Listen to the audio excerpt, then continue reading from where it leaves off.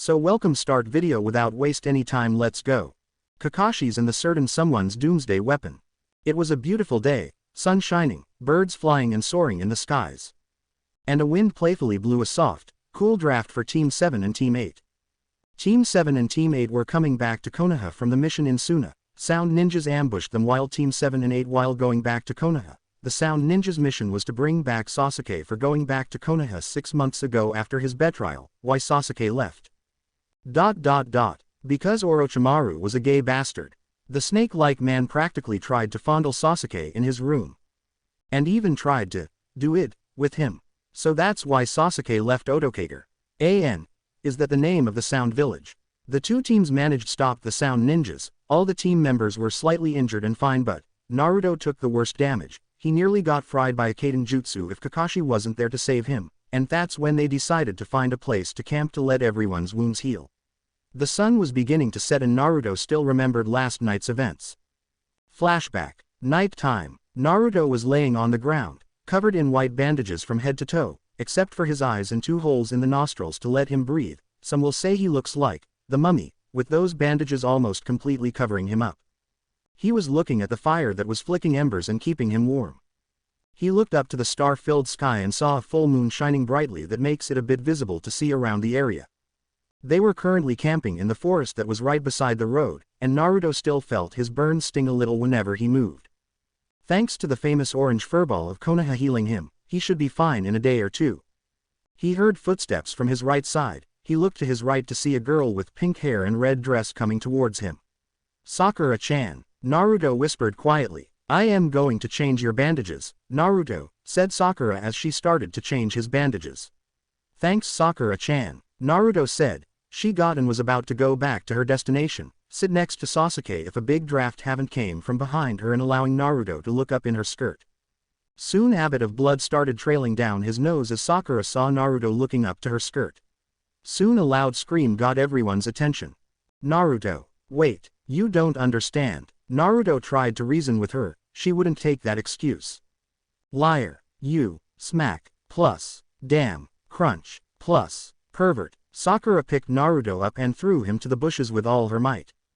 Wheeze, plus, scrunch, plus. That's when Kakashi came to see what was going on, only to see Naruto battered and bruised in the bushes and Sakura fuming madly. Now, there's no need to kill your teammate, Kakashi said to Sakura. But, he looked up in my skirt. Sakura replied to Kakashi, I know, now go fix up your teammate, Kakashi ordered. He didn't know what happened, and he didn't want to make a bad impression to his students. And Sakura just did what she was ordered to. Flashback end. Naruto shuddered when that happened. He felt more pain than that Kaden Jutsu did. Here he is still wrapped up in bandages, being carried in a piggyback ride by Kakashi, and Hinata trying to talk to him without stuttering and trying not to twiddle her fingers.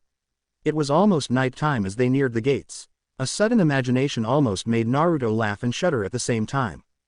Naruto's wild imagination. Say my name, BXTCH. Hinata yelled in a happy expression. Her jacket was unzipped which revealed a fishnet shirt inside. She was holding and raising a whip in her left hand. Hinata-sama, Hinata-sama, Hinata-sama. Who was repeating these words was none other than Neji. His eyes was closed and tears was coming out of his eyes, and he was clad in his underwear. And there was leash around his neck with Hinata holding the leash and her foot on his butt. Imagination end. Naruto would shudder and avoid her if she was like that in real life. They were now in front of the gates of Konoha. And it's been 2 weeks, it was night, the gates opened allowed them in the village. Kurenai, can you please take Naruto to the hospital and watch my student for Abbott? Don't worry, I will do your reports for you and let you know I will take over, Kakashi said with a strange gleam in his eye like a mad scientist that made the ultimate doomsday weapon. Okay, Kurenai replied with a blush, also suspicious of his behavior. Kurenai got Naruto off Kakashi's back as she put him on her shoulder and walked off to the hospital. Okay, you guys can do whatever you want for tonight. That was all that said as Kakashi disappeared in a puff of smoke. With Kakashi, instead of appearing in the Hokage's office, Kakashi appeared in the dark forest instead. Kakashi laughed evilly. So, where are they? Asked a voice that sounded like a child's voice. They are heading towards the Konoha hospital, Kakashi replied with a evil laughter. So hurry up and proceed with the plan before they get suspicious of me. As you wish, was all the figure could say as he headed towards the hospital. And Kakashi gave his last evil laughter and disappeared in puff of smoke to the Hokage's office. With the figure, Stranger's Pav, I was darting through the trees hastily to proceed with my mission. I still remember how I met Kakashi. I was plotting to do something devious to Naruto until Kakashi caught me and he forced me to tell what I was gonna do to Naruto and I had to explain everything. I thought my plan was going down to drain until Kakashi laughed and told me he was going to help me with my plan. I was happy that day that my little plot was still alive. I stopped near the streets and pulled out a small scroll that Kakashi gave me before he went on his mission with the team. 2. KTTGS. Your mission starts in the forest after I return from my mission. I am going to make sure Naruto is injured from his mission. If he heals fast, I am going to tell Sakura to change his bandages and use a wind jutsu to make a small draft that will allow Naruto to look up Sakura's skirt, or use some of my ideas that will keep him injured without them knowing I did those things. I will tell Yuhi Kurenai, Teammate Sensei, to take Naruto to the hospital, and here is your objectives. Objective 1. Find and locate Naruto and Kurenai. Objective 2. Follow them to their destination without being seen. Objective 3. Wait outside till everyone's asleep, sneak into the hospital, and make sure you use those pills I gave you and swallow them with water to keep you awake. Don't worry about not knowing which room they are in. I put a bug on Kurenai's forehead protector without her knowing and use the video system control. Objective 4. Proceed with the plan and make sure to use the trick I taught you. I will pretend I forgot to tell Kurenai I was going to take over, and meet me back in the forest to report the results of your plan. Sincerely, Kakashi. After I read the scroll, I made sure I had everything with me. A kunai, 3 bottles of water, a small bottle of pills, a long rope, a video system control that will allow me to see where Kurenai is going. And the item that will make my plan a success.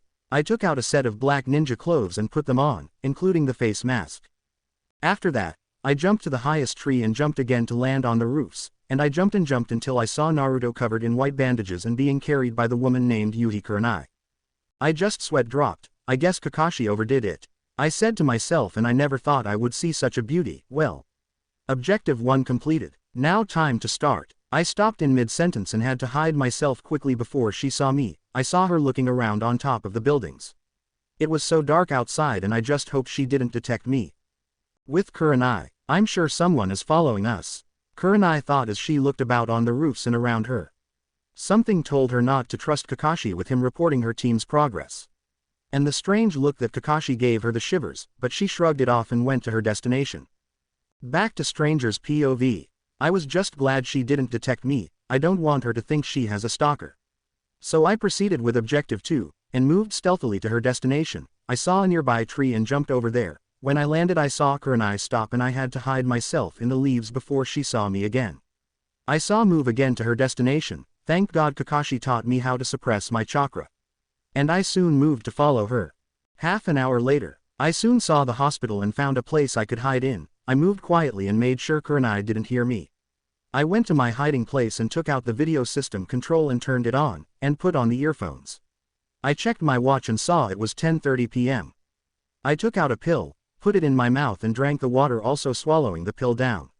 It should keep me awake for another 2 hours. Pav end. The figure was watching his VSC and saw which room Naruto was placed in. Room 117. That's a bit high. It should be on the 3rd floor, he said as he gazed up the hospital.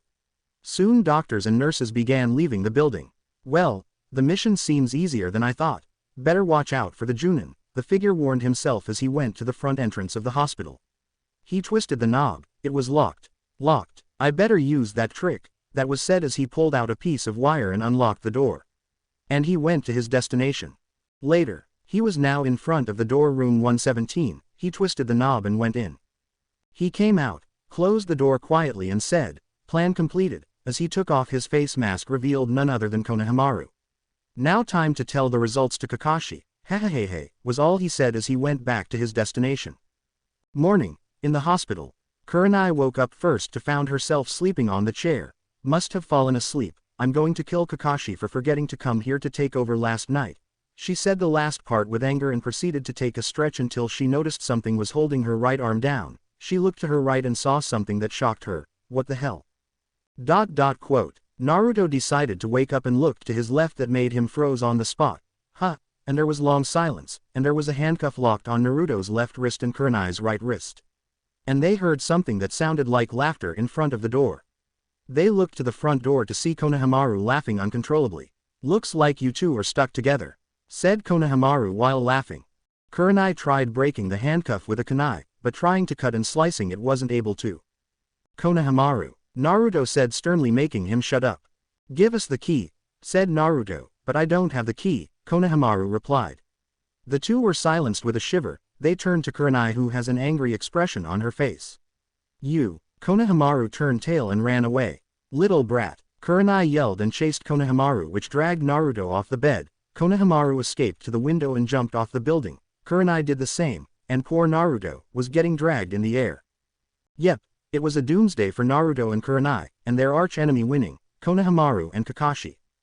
The chase and spending time together and Kurenai's secret feelings. "Come back here, you little brat," was heard throughout Konoha. Two figures was seen chasing after the third's grandson, well, to be more accurate. An angry red-eyed woman with black hair was chasing after the third's grandson, while a poor blue-eyed boy with blonde hair was getting dragged off his feet with a handcuff stuck on his left wrist while the lady was on her right wrist. The handcuff has completed its mission, holding Naruto and Kurenai close together until the right time to let go their wrists. Naruto has never seen Kurenai that mad before. He made a mental note himself. Never make Kurenai mad. His thinking was interrupted when he collided right to a wall with his chest. Off. His chest hit the wall and it hurt like hell. Kurenai didn't hear his pained groan. She was too mad to notice.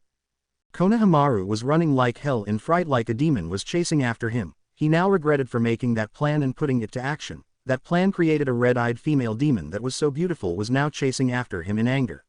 He just hoped his life doesn't end so early. Kurenai was mad, so mad that not even a couple of Junins could control her. "How dare he lock me and Naruto together with a handcuff that can't be broken?" was all Kurenai thought as she continued to chase the troublesome brat. Somewhere in the fields, a certain shadow user sneezed. Konohamaru decided to escape towards the forest as Kurenai followed after him at a fast pace, forgetting she was dragging Naruto along. Naruto looked to the direction Kurenai was running and stared at the approaching forest. He was like, "Oh, was all he said as the trees came in sight as Kurenai jumped towards the branches. And Kurenai continued chasing at a fast pace after Konohamaru. Half an hour later, off. Konohamaru tripped over a tree trunk as he looked over his shoulder and stared at his soon murderer-to-be. Kurenai landed on her feet while a battered, bruised, and unconscious Naruto landed painfully on his chest after hitting all those trees and branches that knocked him unconscious. Kurenai soon walked towards her prey as she dragged Naruto on the ground with an angry look. Wait, I can explain. Please don't kill me. Konohamaru cried out in fright as he began to cry and stared at his murderer-to-be, and the red-eyed female demon looked at him with a predatory grin as she approached him. "Why?" was heard throughout Konoha as the males shivered. 15 minutes later and out of the forest. Soon Kurenai and the now conscious Naruto came out of the forest with a satisfied grin on her face. Naruto was still mummified with bandages, and what was following them was Konohamaru slouching his back and rubbing his butt. "Man, did she have to spank me that hard?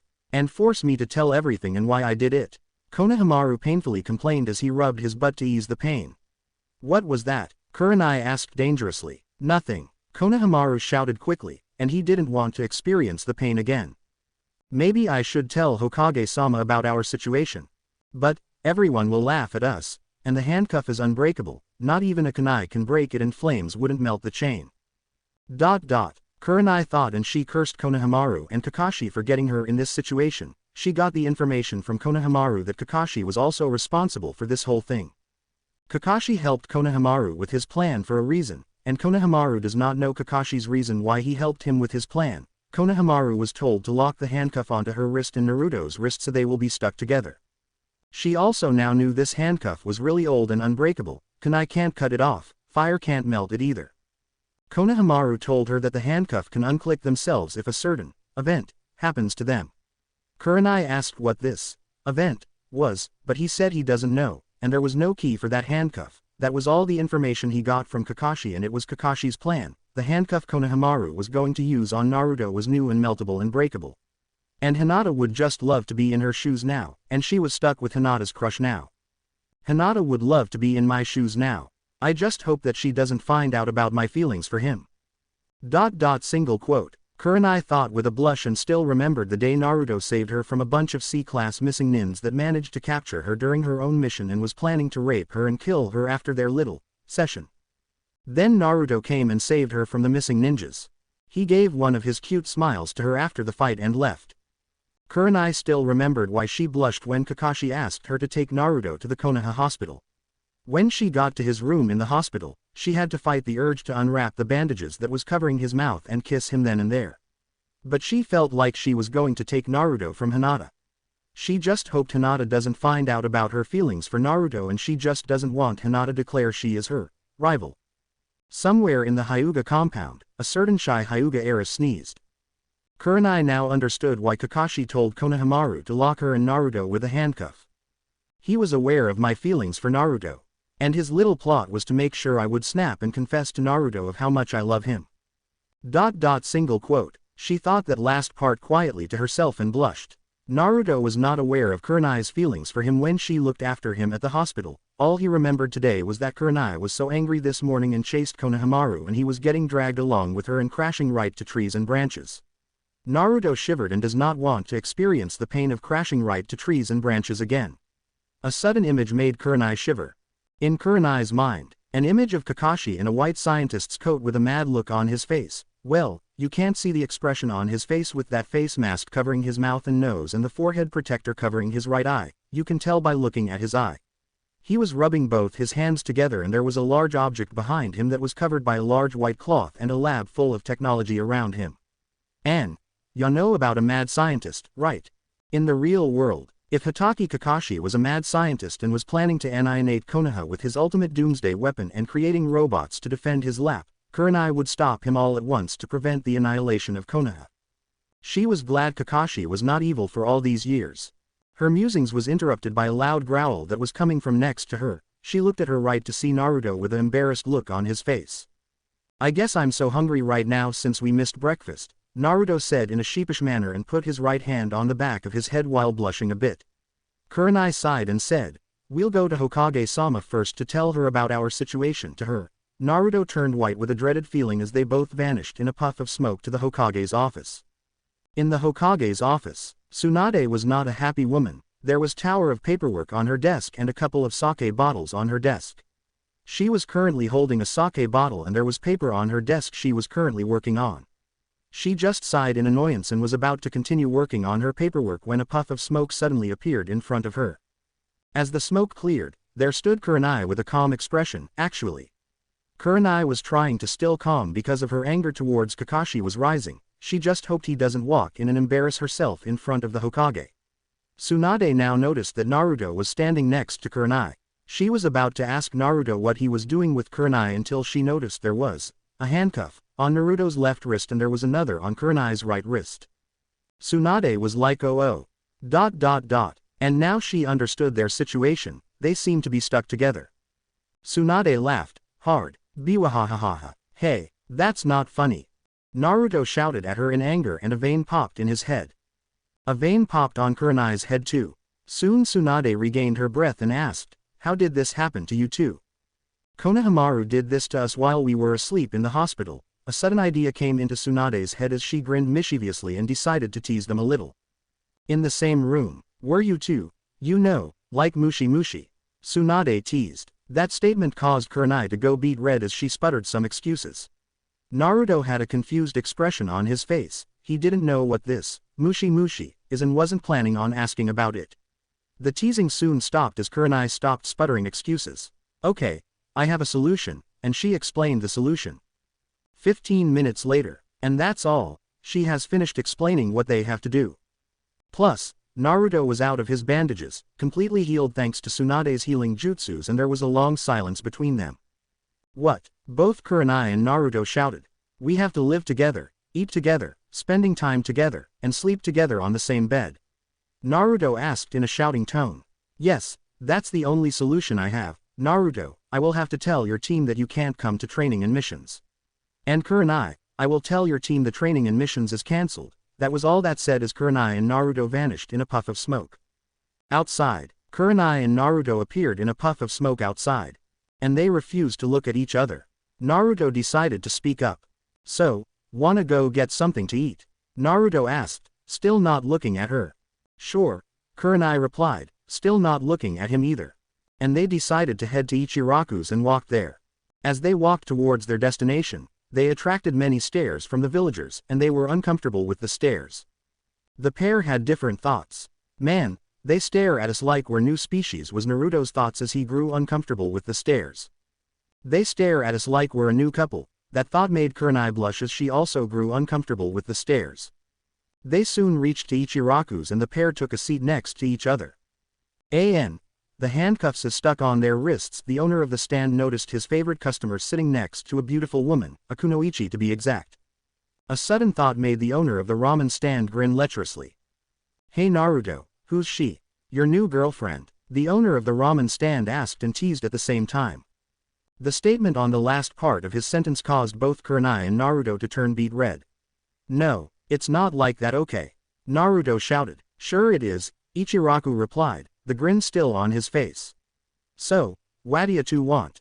Ichiraku asked. I want miso ramen. Naruto shouted happily. I'll have beef ramen. They'll be coming right up, was all Ichiraku said as he went to the kitchen of the stand to get their orders. There was silence between the two, each had the same thoughts. I guess we'll be stuck together for a while, were the thoughts as the ramen came and began to eat. Later, they were walking together after eating their little spend the rest of the day talking, laughing, and getting some lunch and dinner. It was evening and the orange skies and the orange clouds start to turn a little dark.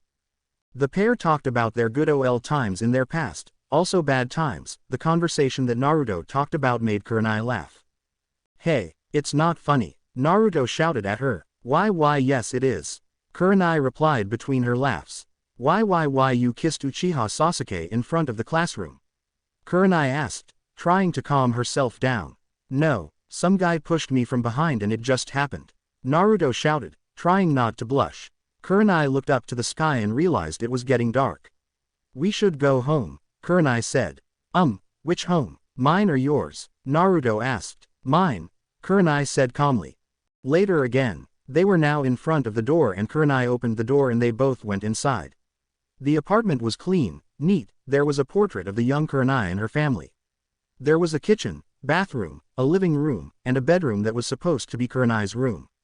They just went to bed and said, good night, and they went to sleep, waiting for the next day. He was walking towards the person, well actually a person that looks like a huge bowl of miso ramen, with a pair of skinny legs and arms, with a crown on top of the head who was known as King Ramen of the Ramen Kingdom. The said King Ramen was holding a short double-edged sword in his left hand and a shield in his right arm. Curse you, said King Ramen. You have devoured too many of my ramenians and I will stop you before you take too many lives. King Ramen yelled the last part in anger. Behind the person was a bunch of broken bowls that was once known as the Ramen Knights with a bit of noodles in the bowl and some were splattered on the floor. Spears, lances, swords, and shields were scattered on the floor everywhere. I'm going to save my kingdom and I shall vanquish you. That was all he said as the huge bowl of ramen dashed towards the person with the sword raised. The stranger just drew a kunai and blocked the sword, parried it away and thrusted his kunai. King Ramen blocked the kunai with his shield and he spun around and did a horizontal strike. But the sword just met the silent air. He felt something on top of him and he looked ahead to his horror. He saw a mirror that had the stranger that stood on top of his reflection with a pair of sticks. You're next, the stranger said hungrily as he got inside King Ramen's head. Ah, my brains, my bara-I-I-I-N-N-N-N-S. King Ramen screamed in the castle. Later, the stranger was slurping the last noodle and swallowed it. King Ramen lay on the floor behind him unmoving.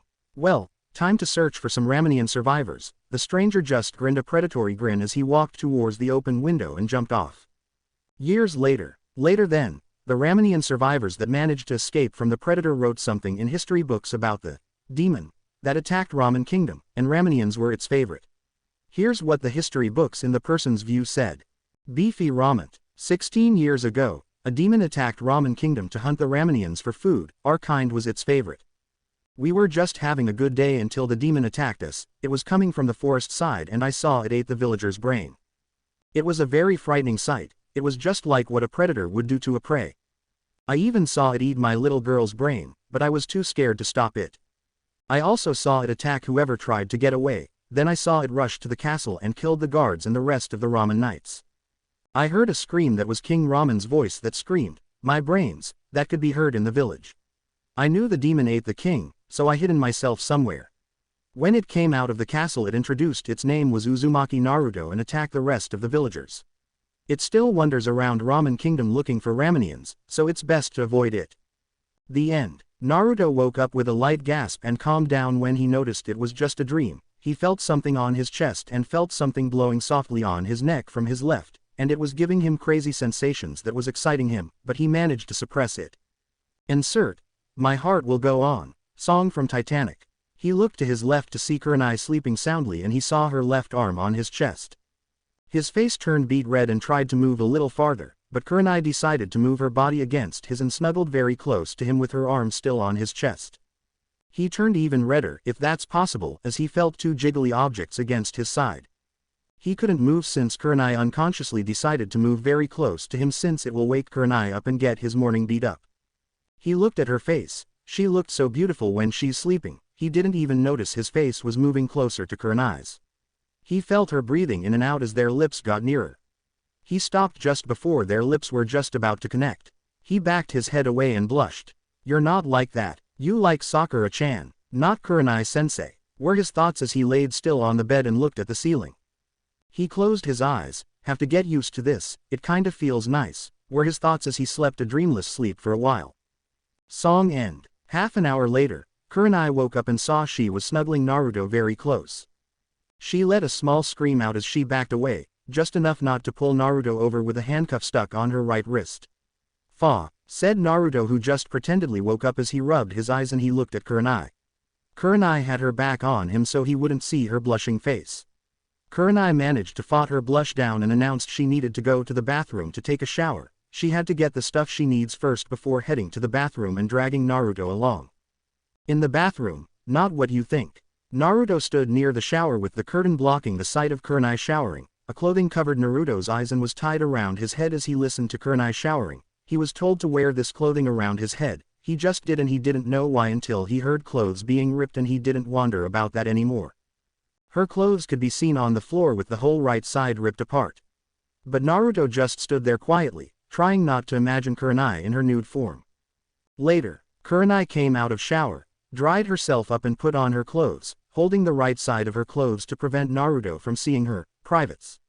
The pair went to the living room. She then took out a small basket and pulled a needle and a very long string as she told Naruto to untie the clothing around his head while she held the right side of her clothing so Naruto can help stitching the side of her clothes back up. Much later, after finishing stitching her clothing, they went to the bathroom again and let Naruto wash his face and they went outside to find a way to break or how to unlock the handcuffs.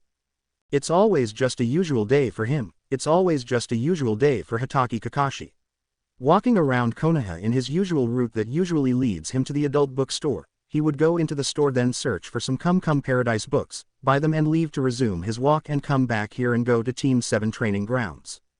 But today was not going to be his usual and good day. He knew that Kurenai was going to flay him alive for what he did to her and Naruto. She'll probably skin his flesh and hang his leftover skin to the top of the pole like a Konoha flag.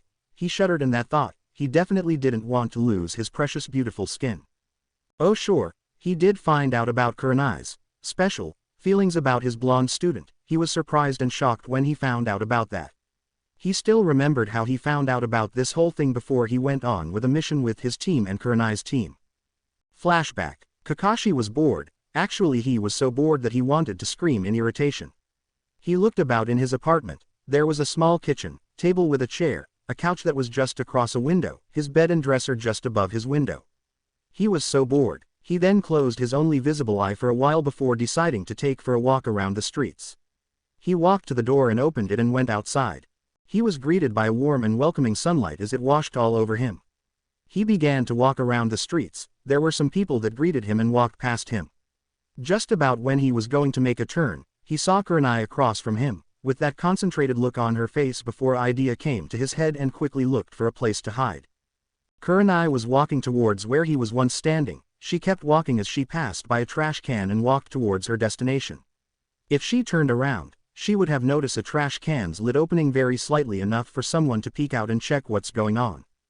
Kakashi was glad that he suppressed his chakra enough not to get detected. he got out of the trash can as he grabbed the banana peel off his silver hair and threw it into the garbage as he closed the lid. So then, he followed after Kurenai towards her destination. He must not underestimate her because he knew she was a Junin, so he had to be very careful not to get detected. If he gets detected, he knew the consequence spelling was very dangerous. Later, Kurenai finally reached her apartment as she took out her key and unlocked her door and went inside her apartment. With Kakashi, he's trying to figure out how to get in there without getting caught, so he commenced Operation Secret Konoha Spy Kakashi style. A light bulb flashed above his head as he went around the apartment. 4 minutes after stealthily checking around, he saw a window. It's not open, but he could faintly see a picture through the window, but it looked too dark for him to see while he's outside. Bet I could see it if I went inside, but how do I sneak in? Question mark single quote. Was his thoughts as he suppressed his chakra and lay himself flat to the ground and crawled his way to the window. He now pressed his body to the wall of the apartment while laying on the ground as he pressed his ear against the wall. He could hear very faint footsteps inside and faintly heard her talking to something. He sworn that he heard, "My, aren't you such a cute one?" coming from Kurenai's own mouth. He decided it was time that he should peek at the window and see what made her say that. He slowly rose into a crouching position and slowly peeked his head up to the window just in time to see Kurenai kiss a picture before putting it back into her dresser as she left the room. He quickly ran behind her apartment before tripping from a rock and fell to the grass as he got up and quickly ran and hid behind her apartment just in time to hear the door opening and closing. He peeked at the corner and saw Kurenai walking away from her apartment. An idea lit up in his head and rubbed his hands together with a mad look in his eye. I wonder which guy has caught her eye. Maybe a little peek wouldn't hurt, was Kakashi's thoughts, which was consumed by evil as he walked towards the entrance of her apartment after Kurenai was out of sight.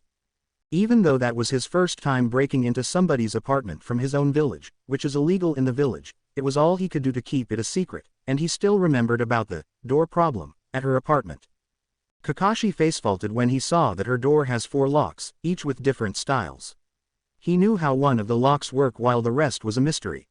So then, he used his trick, since she was so paranoid enough to have her door have 4 locks. 45 minutes later, he finally managed to unlock all the locks, which took almost an hour, and now, where to find that room? So then, he ventured to her apartment. The floors were clean, books were piled up neatly in the shelf, a nice couch, a room that led to the kitchen, and he saw 3 doors that led to different places. So he went and opened them. Maybe it's this one. Nope. Leads to the bathroom. This one. No. Ah, here it is. He thought excitingly as he opened the door and ventured into the room. Though it was just a normal bedroom, a big bed, a coffee table next to it, a window, so he finally found the picture that he couldn't see when he was outside. It was a picture of Kurenai and her family, and they're all smiling. He paid no heed to them as he saw the dresser. He walked to the dresser and looked at the top drawer where he saw her put the picture and opened it. He saw what was heaven in his eyes. What he saw the most wondrous, silkiest, cleanest, and the most heavenly clothing that he ever wanted to get his hands on. They were the most greatest, adorable, and cutest clothing that lay in the drawer before him. They were.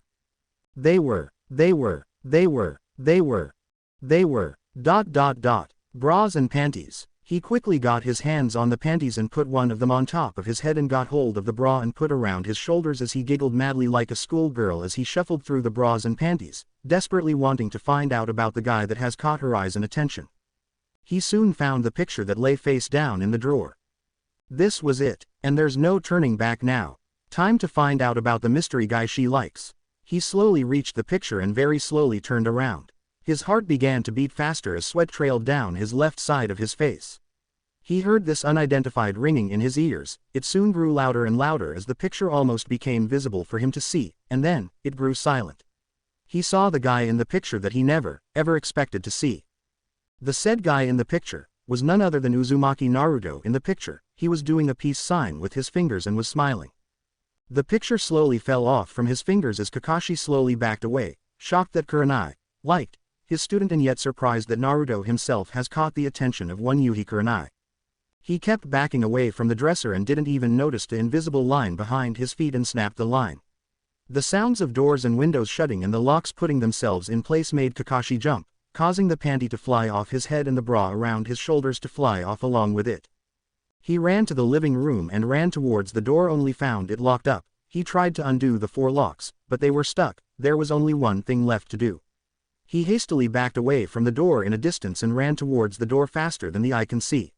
He did it. He broke through the door using his whole body as a weapon and quickly ran away from her apartment, leaving a human-shaped hole there until it's found in the undergarments on the floor inside the apartment. Flashback end. That's how he found out about her feeling towards his blonde student. He did more of his spying activities and discovered how truly she loves him.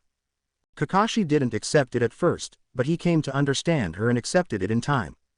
Since she wouldn't confess her love for him, he planned a very evil idea. He heard about something about the unbreakable handcuffs, or sacred handcuffs, as the elders call it. It is said to be made from the old world and was very unbreakable that not even flames could melt it. He spent days trying to find it somewhere in the forest. He found the handcuffs and took it with him and used it on Naruto and Kurenai, but he had to form a plan of how to approach them without getting killed. He found Konohamaru and told him about his little plan. And that's when he went off to the mission with his team and with Team 8.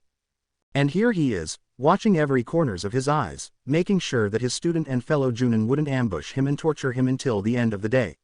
He continued to walk on the streets of Konoha until he saw a familiar stand. He was about to walk to that stand until he felt a huge killer intent behind him that stopped him in his tracks. He slowly turned around and saw Kurenai shaking with rage while a blonde boy at her side was scared stiff. He said what came to his mind first. Oh shit. He then ran full speed ahead with the red-eyed demoness, trailing after him with the poor blue-eyed boy. The silver-haired Junin ran as fast as his legs could carry him, trying to get away from the enraged Kunoichi who was after him, clearly angry with him for what he did to her. He'd rather not stop right now, because she'll most likely tear him apart and feed his leftover guts to the dogs. He could see it in her eyes. That murderous rage in her eyes, the angry expression on her angelic, delicate face, he knew that look very well, in his wartime experiences. The way she chased him, he knew that run. He's seen it all, the pace of her running, the way she looked at him, ignoring everything around her. He has seen it all, on that battlefield 12 years ago, at the borders of Fire Country. She will stop at nothing to kill him, endlessly chasing him until she's struck down, or until he is captured and tortured by her. So he ran as fast as he could. He continued to try to escape alive and ran, with Kurenai starting to close in on him. Kakashi turned to the left at the corner of the street, with her hand barely catching his vest by an inch as Kakashi ran off from Kurenai, who stopped and chased after Kakashi, forgetting about the handcuffs on her wrist and the small blonde, orange-wearing, blue-eyed shinobi who was at her side the whole time since the chase started and is hanging on to his dear life. Naruto has seen Kurenai-sensei angry before, but never this angry. Of course, he is angry at Kakashi-sensei for what he did to them too, but he was too busy hanging on to his dear life, also to keep his left wrist from being cut off by that freaking handcuff that is too stubborn to be severed in half, making it hard to cut the chain, and there's no key for this damn, persistent thing. If it was possible to cut the chain or there is a key for this thing in the beginning, he would have forced the answers out of Konohamaru, use his Rasengan against Kakashi and shove it right up in his ass. Naruto yelped as they came to a stop, turned to the left at the corner of the street, and Kurenai chased Kakashi as Naruto held on to his dear life, also to keep his hand from being severed by the handcuff due to the pulling force from Kurenai. Kakashi continued to run away from the advancing predator. He pulled his right arm back until it reached his left shoulder and swung, forcefully pushing a random villager out of the way, who yelped and was sent flying and crashed into one of the shopping stands, hitting the pole in the process and the ceiling came crashing down on top of him and the owner of the stand. Damn it, Kakashi cursed under his breath. There is no way he's going to lose her by running in the streets of Konoha like a cat chasing a mouse. If he continued escaping from Kurenai like this, she will eventually catch him and it's going to be curtains for him. From what he's seen, she's pretty much fast in her angry state. If he's going to avoid his own capture, he's going to need to escape like a ninja he is. Yes, just like a ninja he is. Continuing his running on the streets for a few seconds, he then jumped as high as he could, causing the people around him to stare at him in awe. With the sun shining above him, Kakashi would have looked like a hero from a story to the villagers' eyes if he wasn't being chased by a certain somebody who did the same thing as him. Landing on the rooftop, he then proceeded to run and jump from roof to foof, hoping to escape the red-eyed demoness as he continued to escape from his fate. As for the other two, they landed safely on one of the rooftop, with Naruto almost losing control of his bladder when they went soaring down while high up in the air before being dragged off his feet to continue the chase. Hinata Hyuga just got out of the bookstore, looking for a certain book that would be worth reading. This book had caught her eye while she was looking around. This book had a black-haired man and a brunette woman in the front cover. They were staring at each other lovingly. This book is about a woman named Karen Yumi, is spending her life with her abusive husband, and meets another man, and eventually falls in love with him. Seigyoku Sora, she believed his name was. Hinata just sighed romantically as she imagined herself in Karen's position, with Naruto-kun playing Seigyoku's role.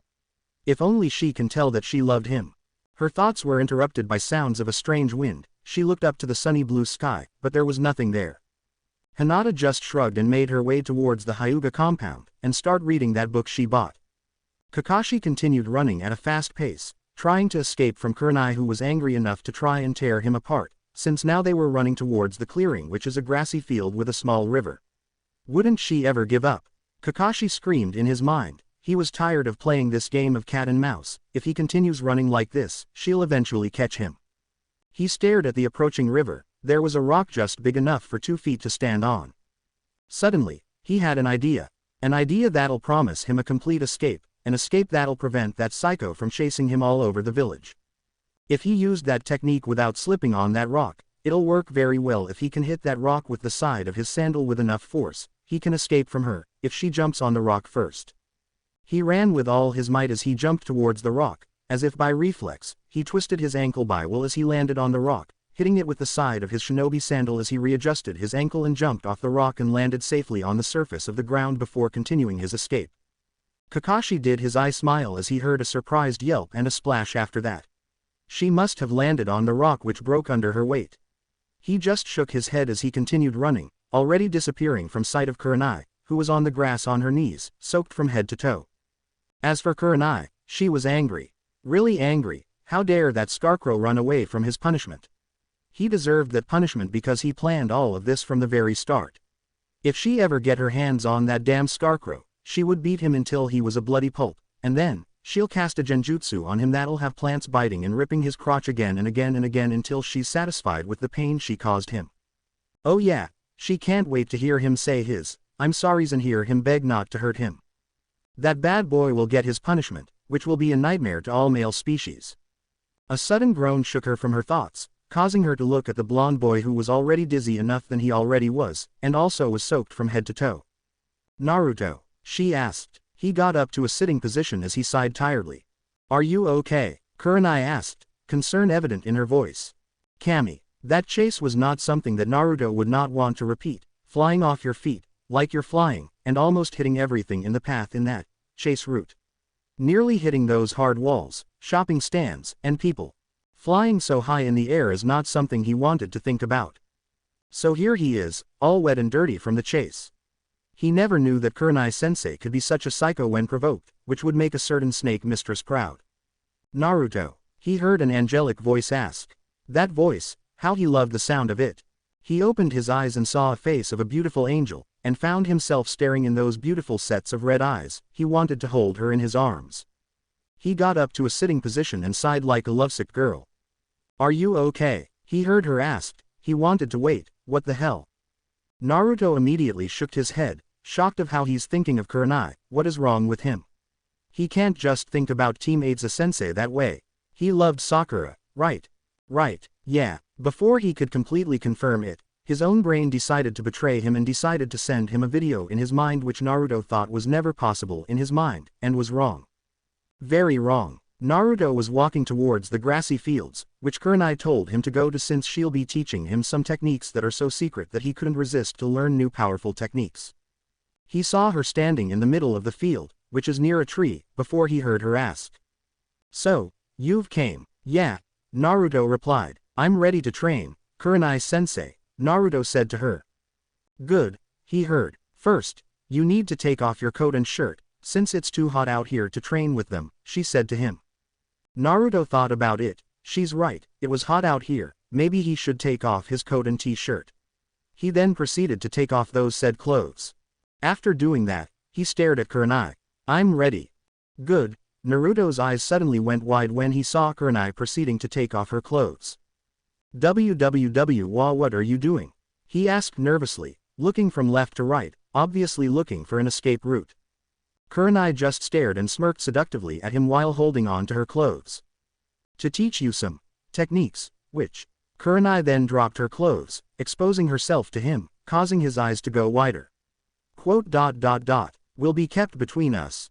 Kurenai ran quickly at Naruto, who was not quick enough to dodge because of her quickness, tackled him to the ground and jumped him. Naruto just shook his head repeatedly and stared at the blue sky.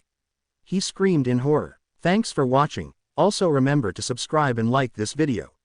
See you in the next video.